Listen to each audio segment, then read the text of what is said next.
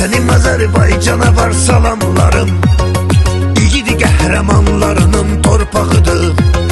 Qürbət eldə yaşasaq da unutmarıq. Burada hamı bir-birinin ortağıdır. Qürbət eldə yaşasaq da unutmarıq.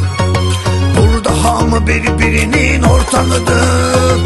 Hansı diyar, hansı məkan olsa belə, əsası can sağlığı, xoş günlər ola.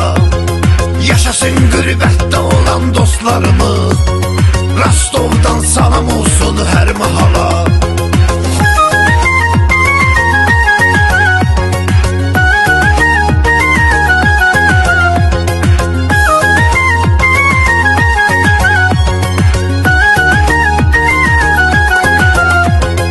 Qəlbimizdə vətənli geçsəydi hara, niyyətimdi milləti düşməsin dara.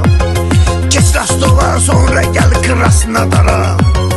Dostlar qulluq eləyər imkanları var. Keç Rostova, sonra gəl Krasnodara. Dostlar qulluq eləyər imkanları var. Hansı diyar, hansı məkan olsa belə, əsası can sağlığı, xoş günlər ola. Yaşasın qürbətdə olan dostlarımız.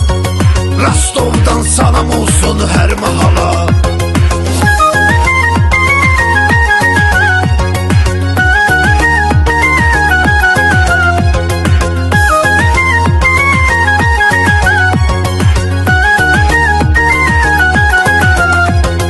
Görməsin eşdərdi qubar dostlarımız.